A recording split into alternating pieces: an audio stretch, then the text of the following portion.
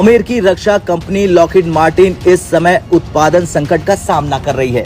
Interceptor मिसाइलों का उत्पादन बढ़ाने के लिए उन्हें बड़ी मात्रा में एलॉयज और कंपोजिट मटेरियल की जरूरत है और यही वजह है कि उन्होंने भारत की कंपनियों से संपर्क साधा। भारत की टाटा एडवांस सिस्टम्स और भारत इलेक्ट्रॉनिक लिमिटेड को अमेरिका ने अपनी सप्लाई चेन मजबूत करने के लिए संपर्क साधा। मैं कहती, कहा जाता है कि जी ईरान, मतलब बकौल शख्स से हमेशा से ये सुनते आए ना कि जो ईरान है वो उसके जो रूलर्स हैं बड़े ही गरीब होते हैं। ईरान तो बड़ा ही गरीब कंट्री है और उनकी पूरी दुनिया से क्योंकि एक्सपोर्ट नहीं होती है अमेरिका से, वो तो अपने घर में ही सब कुछ बनाते हैं, वहीं पे उगाते हैं, वहीं पे खाते हैं और सैंक्शंस लगी हुई हैं।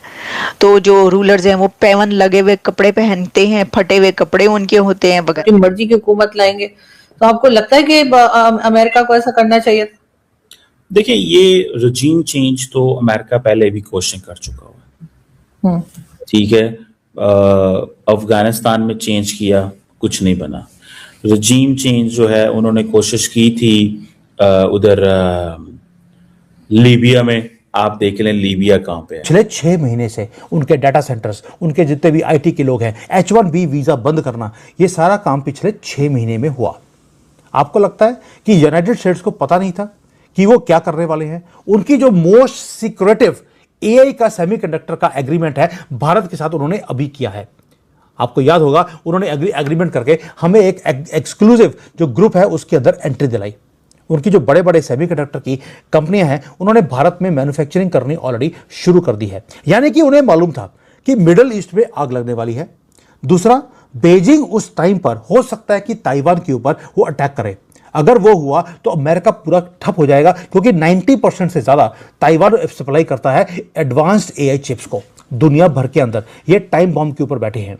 तो यूनाइटेड स्टेट्स को फोर्सफुली वो अपने पैसे को, अपनी टेक्नोलॉजी को रीलोकेट करना पड़ा। भारत वहां पर हनुमान बन के वहां पे खड़ा हो गया। ये जो रैपिडली इंटीग्रेशन है, जो सेमीकंडक्टर इंडस्ट्री है, उसका पैसा है, उसकी जो मोनोपोली है, उसको तोड़ने के लिए वो जो इंटीग्रेशन अमेरिका भारत के साथ करता जा रहा है पैक्स सिलिका के नाम पर। आपने नाम सुना होगा। ये एक ऐसा यूएस वेंचर कैपिटल है जो भारत पे आ रहा है और हमें चाइना से सेफगार्ड भी कर रहा है और अमेरिका अपनी टेक्नोलॉजीज को भी सेफगार्ड कर रहा है। वो भारत में फ्लड करने वाले हैं इंडियन चिप फैब्स के अंदर। और ताइवान जो सिंगल पॉइंट था सप्लाई का, अगर वो फेल हो गया तो बहुत बड़ा रिस्क दुनिया में आना था। इसलिए अमेरिका ने उसको डिसमेंटल करना शुरू कर दिया और भारत के अंदर इंफ्रास्ट्रक्चर को क्रिएट किया जा रहा है। कब हो रहा है? पिछले 6 महीने में। So please follow the money. अगर आप देखेंगे पिछले 6 महीने में पैसे ने एक्चुअल में फ्लो करना शुरू कर दिया। कहां से? मिडिल ईस्ट से, यूरोप से, अमेरिका से। वो जा रहा है भारत के अंदर। $15 ट्रिलियन है गल्फ के पास जो सॉवरेन फंड है। और ये जो कार्टेल है उनका और अमेरिकन इंस्टीट्यूशन जायंट्स का, वो ऑलरेडी अपने आप को, उन्होंने अपने गेट खोल दिए भारत के लिए। और पिछले 6 महीने में, उससे पहले तो किसी ने भारत की तरफ देखा नहीं है। उनको मालूम था ये युद्ध आने वाला है। और अगर आप ओपन सोर्स के जो इंटेलिजेंस के जो पोर्टल्स हैं, मैं ये सारी इंफॉर्मेशन पेड चैनल्स हैं जहां से मैं लेता हूं ये, और वहां से पता लगता है कि पिछले 24 घंटे में भी वायलेंटली जो कैपिटल है, जो पैसा है, वो माइग्रेट कर रहा है इन सारे कंट्री से भारत के अंदर। जो स्पीड है वो इंक्रीज हो गई है। ऑलरेडी जो इनके सॉवरेन फंड्स हैं उसको अटैच कर दिया गया है हमारा NSE, नेशनल स्टॉक एक्सचेंज के साथ भारत के अंदर। अपनी मर्जी की हुकूमत लाएंगे, तो आपको लगता है कि अमेरिका को ऐसा करना चाहिए? देखिए, ये रजीम चेंज तो अमेरिका पहले भी कोशिश कर चुका हुआ है। ठीक है, अफगानिस्तान में चेंज किया, कुछ नहीं बना। रजीम चेंज जो है उन्होंने कोशिश की थी उधर लीबिया में। आप देख लें लीबिया कहाँ पे है। रजीम चेंज उन्होंने कोशिश की थी वहाँ पे इराक में, वहाँ पे भी क्योस है। तो ये सवाल जो है ना, ये बड़े अजीब से रह जाते हैं कि ये क्यों ऐसे किया जाता है। आपको अगर एक बंदा पसंद नहीं है तो आप समझते हैं कि उसको बदल दें। That is not going to make an impact. मुझे कम से कम ये लगता है। तो मेरा ख्याल है कि अमेरिकन को अपनी जो माइंड सेट है उसको शायद थोड़ा चेंज करना चाहिए। और वो यही है कि they need to sit with others और को एग्जिस्ट करना चाहिए।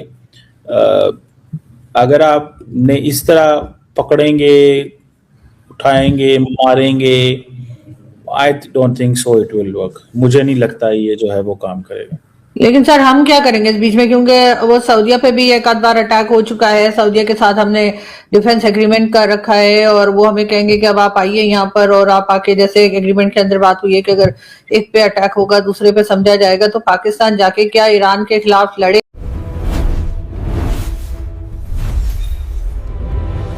दोस्तों, दुनिया की सबसे ताकतवर मानी जाने वाली ताकत अमेरिका, जो अक्सर अपनी सैन्य शक्ति और आधुनिक हथियारों का जिक्र करता है, इन दिनों एक अनोखी चुनौती का सामना कर रहा है।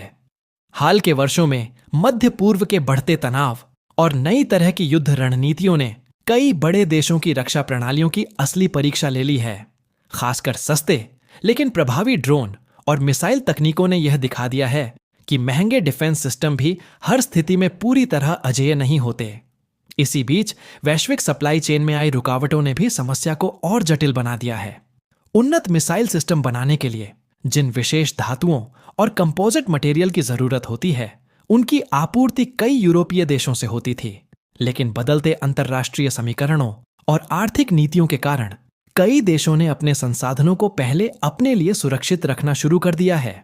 ऐसे माहौल में दुनिया की नजरें उन देशों पर टिक रही हैं जिनकी मैन्युफैक्चरिंग क्षमता तेजी से बढ़ रही है और जो हाईटेक डिफेंस प्रोडक्शन में भरोसेमंद साझेदार बन सकते हैं। भारत भी इसी कारण वैश्विक रक्षा उद्योग में धीरे धीरे अहम भूमिका निभाता दिखाई दे रहा है, जहां निजी और सरकारी कंपनियां एडवांस्ड टेक्नोलॉजी के साथ बड़े पैमाने पर उत्पादन की क्षमता विकसित कर रही हैं।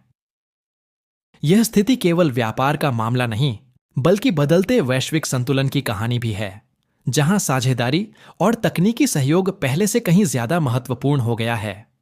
सवाल यह है कि आने वाले वर्षों में क्या रक्षा उत्पादन का नया केंद्र एशिया बन सकता है, और क्या वैश्विक ताकतों के बीच सहयोग ही भविष्य की सबसे बड़ी रणनीति साबित होगा? अगर आपको ऐसी रोचक और जानकारी से भरपूर कहानियां पसंद हैं, तो वीडियो को लाइक करें, अपने दोस्तों के साथ शेयर करें और चैनल को सब्सक्राइब करना बिल्कुल न भूलें, ताकि आपको ऐसे ही नए वीडियो सबसे पहले मिलते रहें।